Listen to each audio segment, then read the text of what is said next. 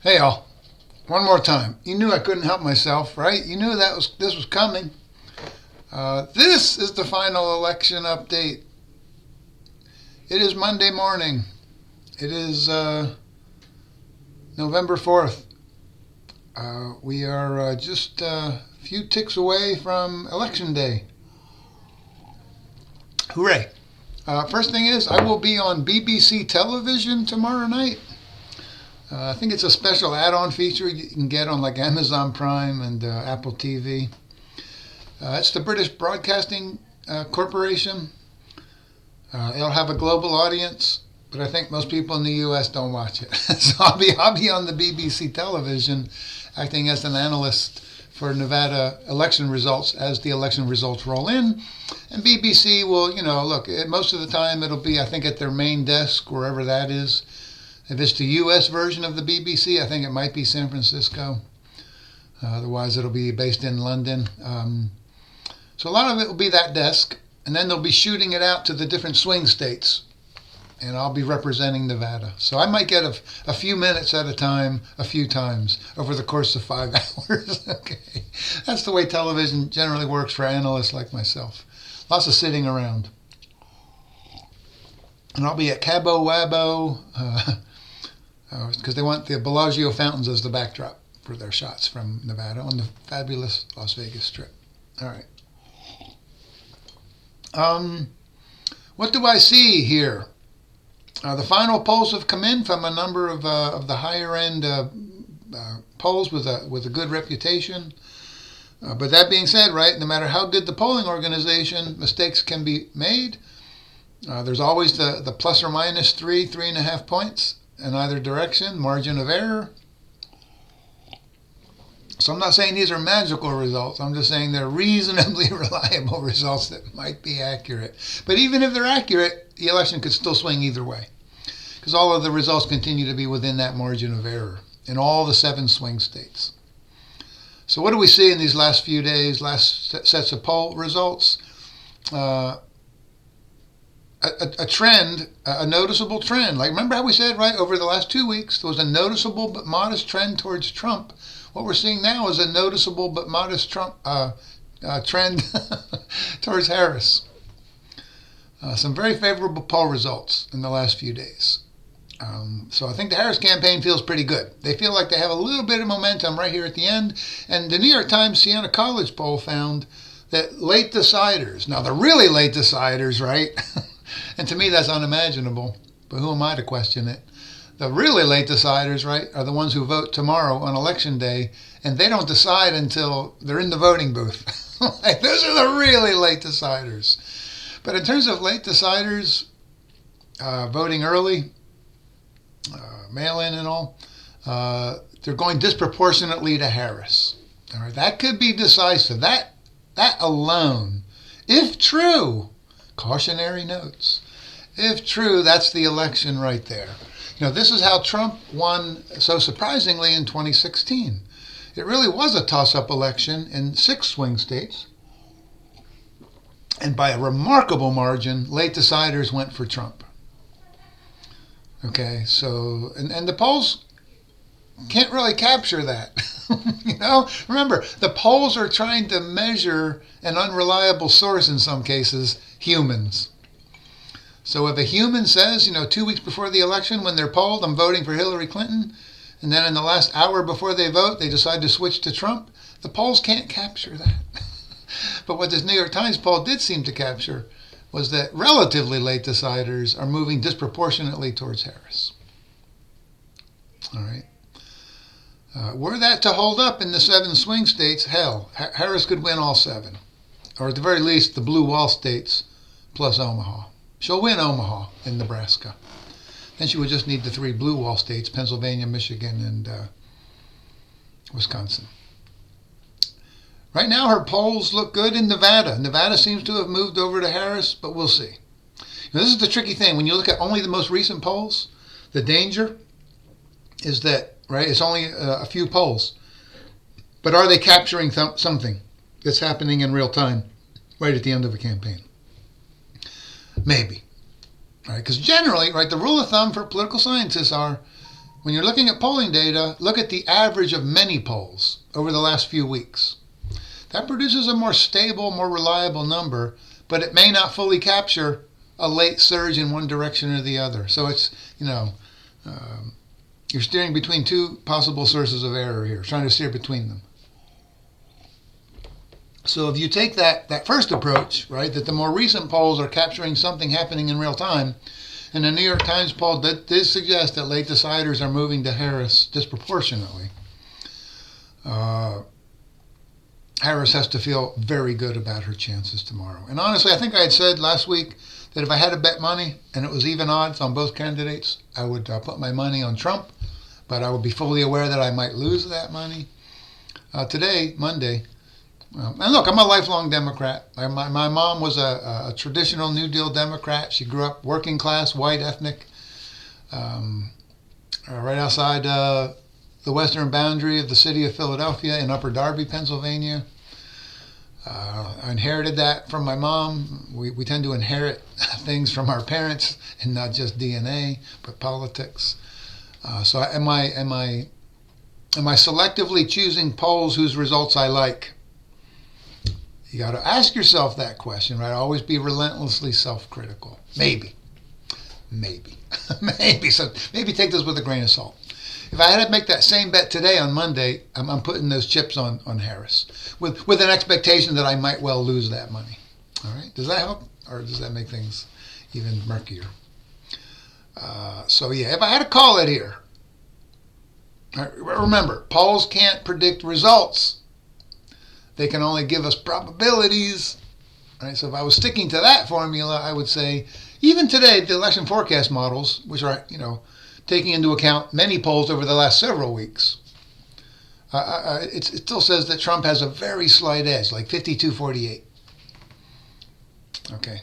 But if you look at the most recent polls, and that data from the New York Times about late deciders,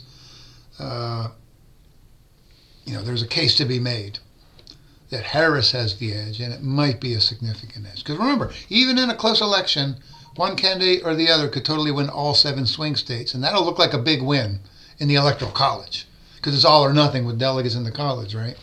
You either get all the delegates from Pennsylvania or you get 0. So the Electoral College gap tends to exaggerate the closeness, the gap in the actual election. Right? If you look at the 2016 Electoral College results, it looks like Trump won big over Clinton. He did not. He barely defeated her in 5 out of the 6 swing states. But it's all or nothing, so his victory looked big. Although I remember when Ronald Reagan ran in 1984 against the hapless Walter Mondale, and Reagan won every state except Minnesota, where Mondale was from, and the District of Columbia. So, that was a crushing defeat for Mondale. That's a big Electoral College victory. Trump's wasn't anything close to that. And that's no knock on Trump. I'm just saying Reagan set a really high standard. That might be the biggest Electoral College win ever.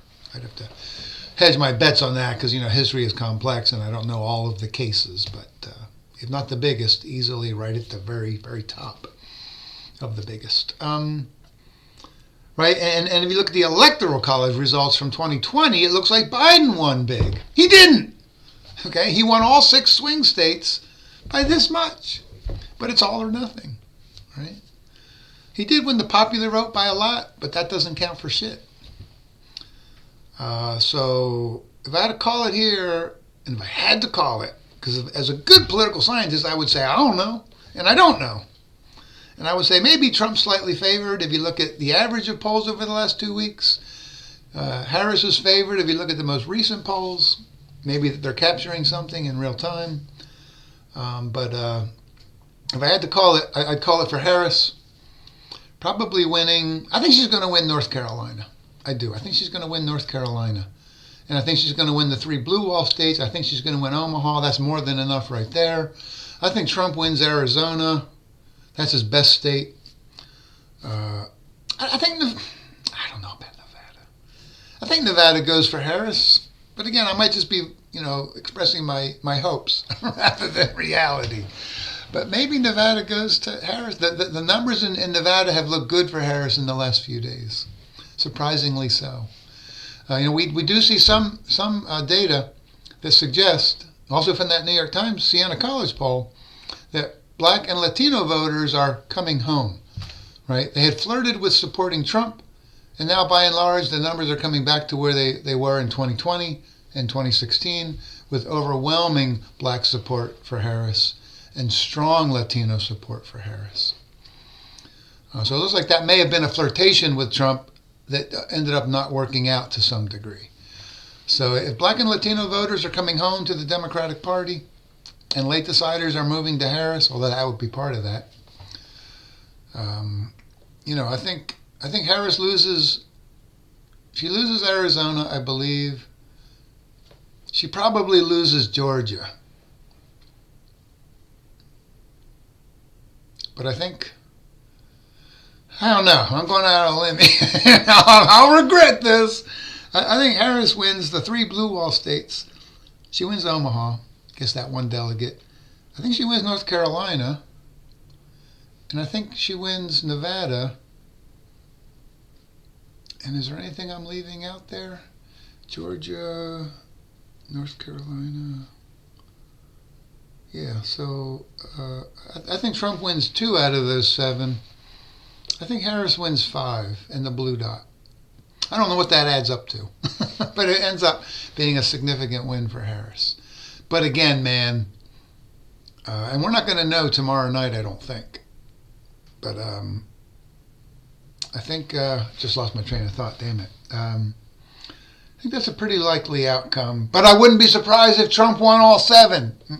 Not me, myself, I might be disappointed if that happened. But who cares how I feel? Trump could definitely win all 7. Right? There could be systematic polling error that favors Harris, and those polls might be underestimating Trump's support, and Trump could walk away with a pretty big win in that sense.